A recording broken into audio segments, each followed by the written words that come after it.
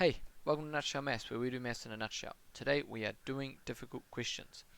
How the series works is that I get a question that I've never seen before, or at the very least haven't done in a very long time, and try it live for the first time and see how we go with it. Hopefully you take something away from me going through the same experience that you would when you try a difficult question for yourselves. We've got a complex number excellence question here, level 3 complex numbers. This is taken from a random school exam somewhere. It's a pretty common question actually, or similar-ish questions. I've seen lots like it before. As with all the videos, pause here, see if you can do it yourself, give it 10 minutes, struggle with it for 10 minutes, and if you find it too hard or you can't find an answer, press play and see how you go compared to me. Right, let's get straight into it. I will press play, I will take my face away, and let's do it. This one has not got much to it really. Solve for z if we have z to the 4 plus z to the 2 is minus 1. So, a couple things come to mind here already when I'm looking at this. The Moivre theorem pops in because we're in complex numbers, and whenever we're in complex numbers and we've got z to the power of something, we should think of complex solutions, right?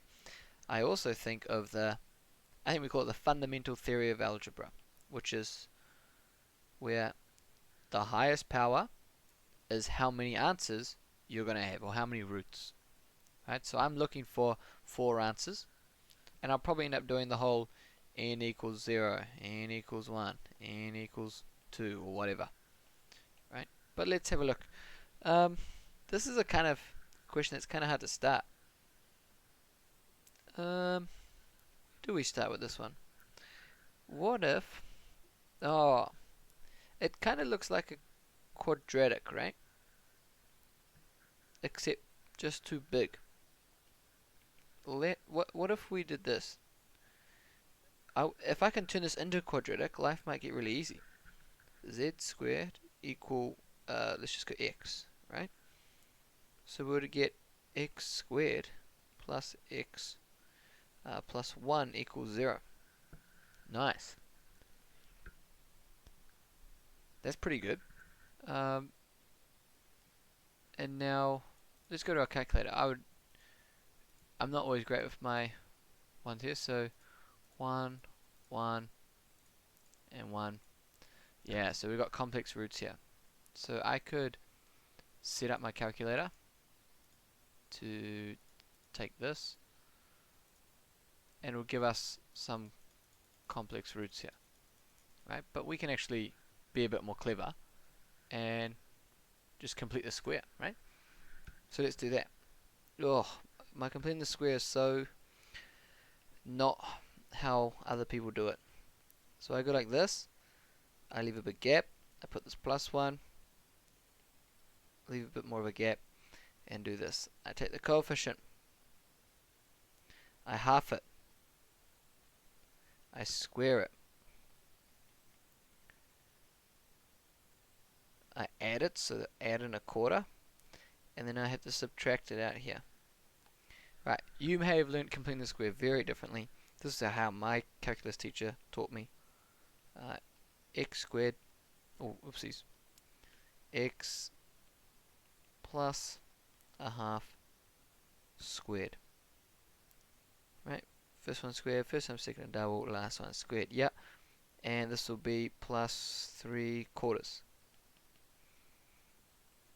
X plus a half squared minus 3/4. This is good because it should end up imaginary, because I did it with my calculator before. Plus or minus the square root of minus 3/4, which x equals a half, or minus a half, plus or minus the square root of 3/4i. And we can even do some tidying up here. Root 3/2, because it's square root at the top, square root at the bottom, square root of 4 is 2i. Right, minus a half plus. So that is the solutions to this quadratic, right? this one here, which means that I should be looking back up to here, because this is not my values of z. This is my values of z squared. So it's like I'm going another layer again. So let's say z squares equals x. So therefore z squared equals this whole big thing, plus or minus root 3 over 2i. Right, now I'm thinking de Moivre's theorem, right? I've got z squared, I've got a complex number, not too bad, right? So de Moivre's theorem here, oh man, these numbers are not very friendly. So I always go like this. I put a note to the side and say, I need to get this as r cis theta. So let's draw a diagram of this here. But we've got plus minus. Ooh. Does that mean we need to do... Oh, we need to do it twice. Lame. It's a lot more work. Z squared equals minus half plus root 3 over 2i. But it'll be pretty similar work, right? But that makes sense because then we'll get our 4 answers. Minus a half minus root 3 over 2i. Right, so if we r cis theta this one, or convert it, I always draw a diagram when I convert it, right? If you're a whiz, you might be fine, but I'm not a whiz. I draw this diagram because otherwise I get confused. Right, minus a half is on the left, plus 3 over root 2i would be somewhere out here. So we want r cis theta, and we can find r. Cool. This one, I'm going to draw the right hand side now. Minus a half, which is same, but then minus it down here. So the thetas are going to be the same, and the r is going to be the same. No, theta's not going to be the same. They're going to be the same but negatives. I was going to note that theta, I couldn't draw it right. Okay, so let's find the length of this, the modulus, right? R equals the square root of minus a half. So here I'm doing the modulus. I'm finding the length of this. I'm doing Pythagoras to find this. Plus root 3 over 2 all squared. Right?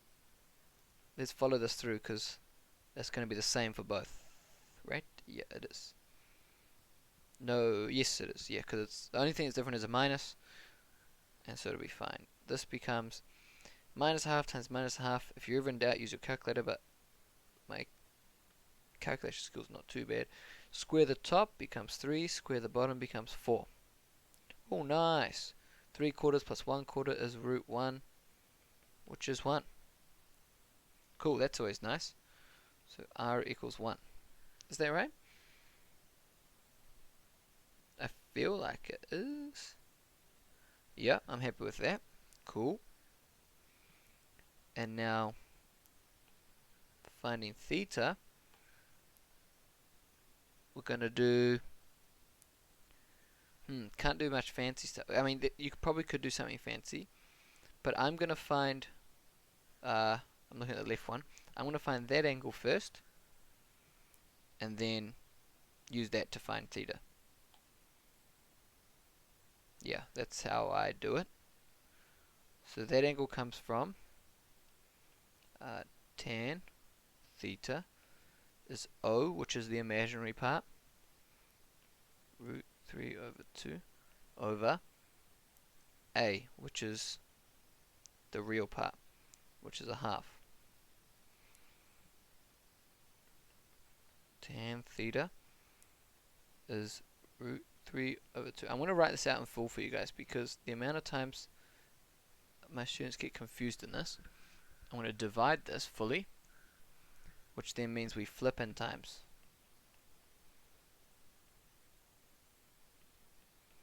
Oh Oh, nice. Root 3. That's cool.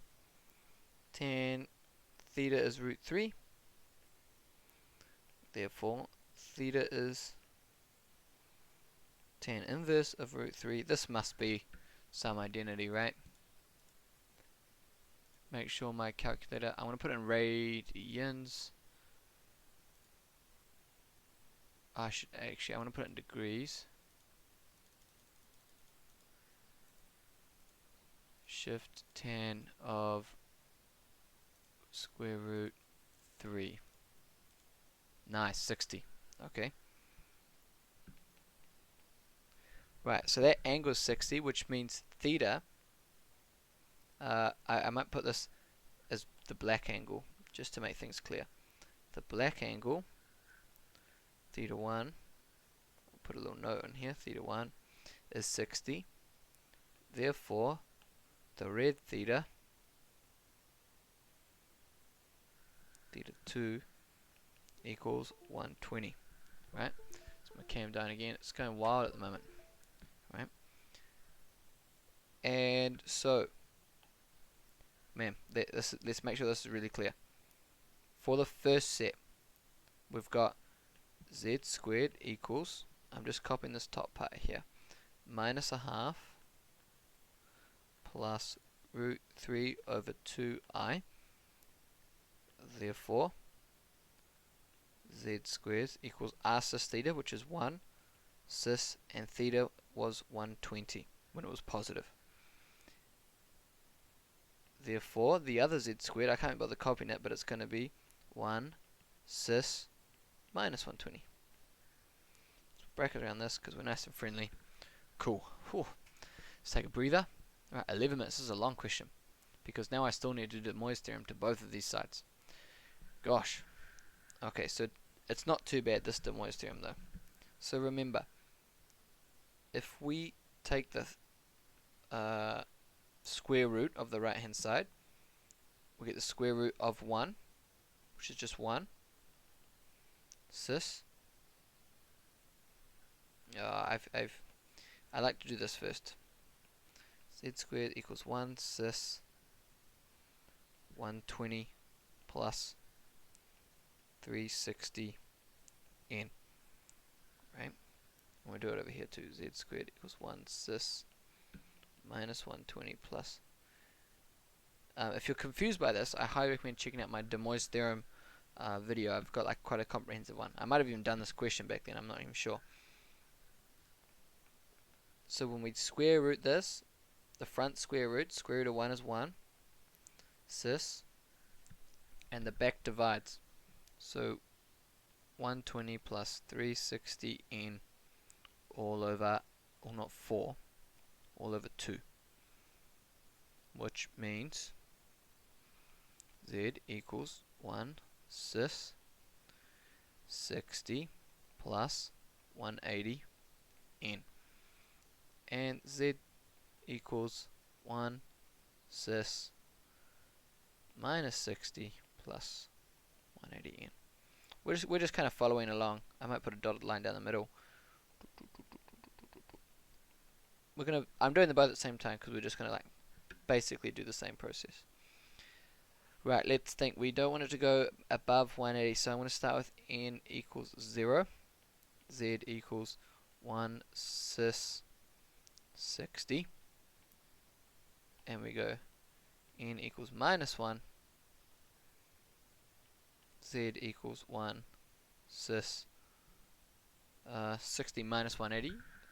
I think it's minus 120, right? This is like the silliest thing to be doing here. Minus 120. Good. These are two answers. And our other twos, z equals 1 cis minus 60. Oopsies. Getting ahead of myself. N equals 0 and z equals that. Beauty of the iPad. N equals, if I need to add on to that to get it above 180. Minus 60 plus 180, 120, right? Yeah, okay. I was just double checking my math there. Right, there's our 4 solutions. 1, 2, 3, 4.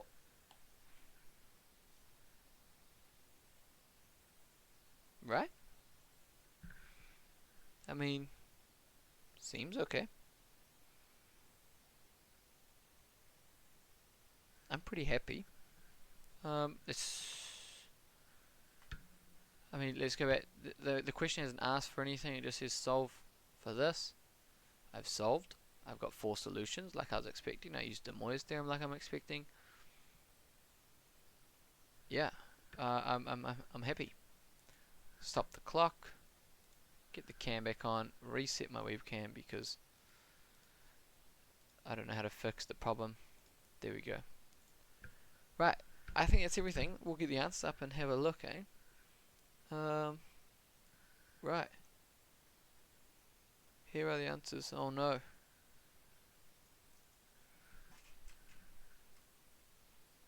Right, let's start from the start. Okay, let x equals z squared. Yeah, we did the same thing. We got that quadratic. Good. That's what we got. Let's put it here. I know it's really hard to see, but I can't make my iPad any. Unless I do this somehow, but it freaks out. No, yeah, it's not liking it. Let's just snap it.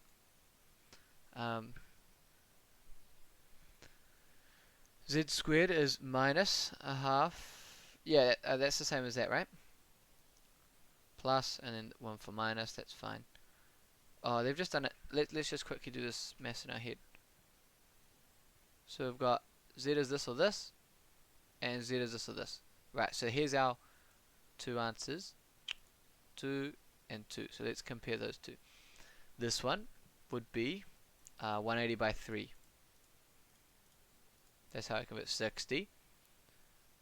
4 times 180 by 3. Hey, 240. That must. Oh, right. That's the same. That's the same as that. So that's one answer. Wait, am I? Yeah, I'm right there. Let's check our 4 answers. Hold on.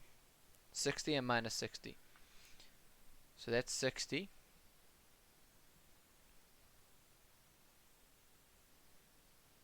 That's minus 60.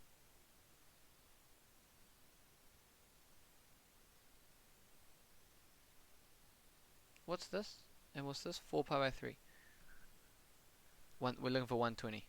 4 times pi, which is 180, divided by 3. 240. Have I done something silly here?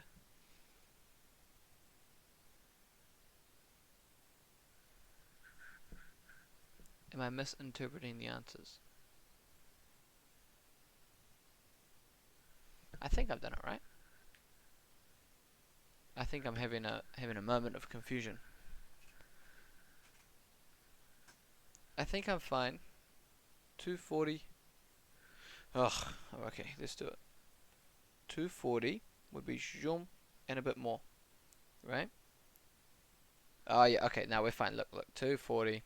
Yeah, this is what I did. Minus 180 would mean this part is left over to be 60, which would make this minus 120. So that's that one sorted, and the same thing happens for the other one. Oh, this should be a minus here. This is mistaking the answers for sure. Right? That should be a minus. Look, cis minus this, or cis. Otherwise that and that is the same answer. The writer of this assessment is known for making mistakes in their answers. So we did it. The clock was on 14. We've got the right answer. We didn't express it in this form, but it didn't ask us to, so I wasn't going to go, like, if I'm in an exam, I'm not going to go that extra mile to convert there. Hell no. Waste of time, move on to the next excellence. Right. That's everything. Done. So, we did de Moivre's theorem. Again, if you're confused by how to do de Moivre's theorem, highly recommend checking out your my other videos. There's like a long tutorial on them. Otherwise, if you got any questions, post below. If you think I did it wrong, leave a comment, let me know. If you got a question of your own that you'd like me to try, post it below or send me a link somehow.